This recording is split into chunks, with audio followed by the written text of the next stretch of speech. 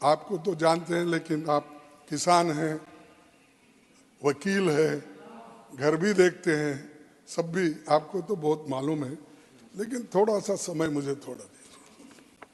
देखिए साहब, छोटी छोटी चीजें हैं, आप बोलेंगे ये क्या है?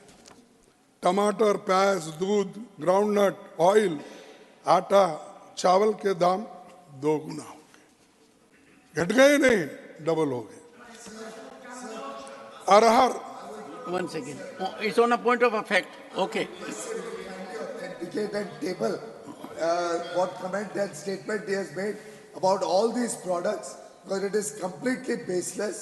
इसका कोई आधार नहीं है, निराधार स्टेटमेंट के ऊपर आप ना टिकें। The honorable leader of the opposition. ठीक है, वही अब जब आपकी बारी आती है। Khadge ji, since leader of the house, once again, has raised a point, I would urge you, you have asserted, kindly authenticate. There should be no difficulty. देखो भाई, आप बाजार में गए तो मालूम होता। एक बार तो दिल्ली की सरकार प्याज के लिए उसको खींचा गया, हराया गया, तो मैं आपके सामने ला रहा हूं।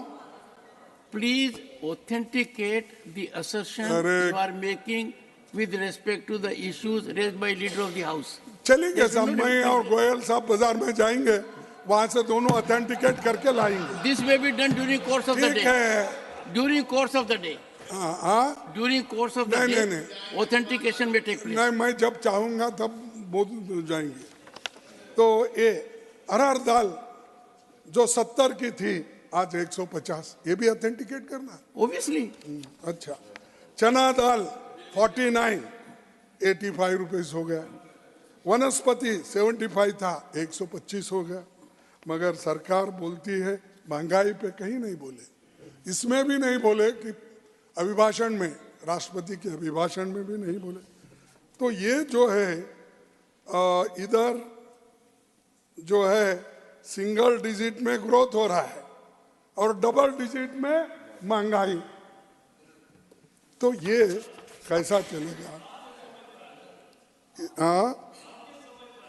ऐसा? अच्छा, अब फ्री मिल रहा है क्या तुम्हारी दुकान?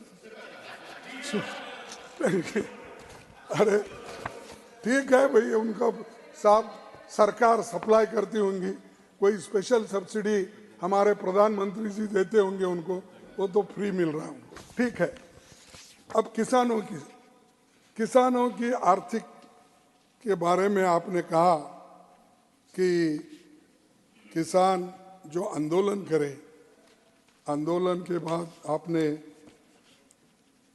कुछ कानून लाए थे, वो कानून जो लाए थे उसको किसानों ने उसका विरोध किया और 3 काले कानून को आपको वापस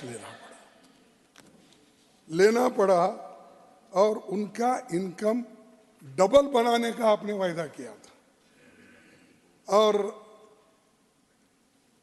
अपने डबल बनाने के अलावा एमएसपी बढ़ाने का भी आपने वायदा किया था।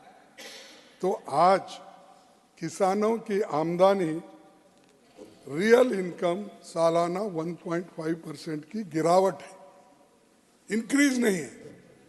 तो ये हकीकत में अनुमान देखे तो 2016-17 और 2020-21 के बीच की प्रति किसान रियल इनकम में सालाना 1.5% की गिरावट आई है और किसान बहुत सुखी है, सरकार का कहना है। लेकिन सच्चाई ये है, पिछले 5 वर्ष में कृषि के बजट में 1 लाख करोड़ से भी अधिक बजट सरेंडर किया गया है, 1 लाख से भी अधिक। और किसान रेल, उसको भी बोले कि पीएम साहब बोले कि किसानों को कायाकल्प गारंटी बताते हैं, उसमें कितनी यानी माल कितना ढुलाई हुआ, लेके गए, कितना फायदा मिला, ये सब बातें वो करते हैं। वो सब कौन? ये बीच में जो बिचौलिए एजेंट्स है, उनके माल गए, किसानों का नहीं गया। वो जो खरीदे वो डालते, उन्होंने किया, फायदा तो उनको हुआ।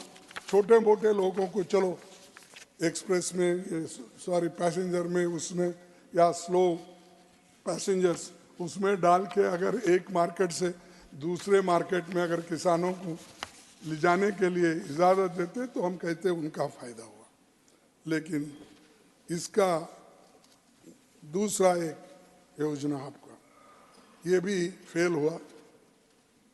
21-22 तक पीएम फसल बीमा योजना में कुल 2,761 करोड़ रुपए पेंडिंग क्लेम्स में बकाया है। और ये जो होता है हमारे पास भी पहले था ये। और देखिए ये सिर्फ एजेंट्स को फायदा होता है। जो लोग इसके एजेंट्स है बीमा योजना के, ये लोग क्या करते हैं कि उसमें 100 कंडीशन डाल देते हैं ताकि उसको कुछ मिलना ही नहीं।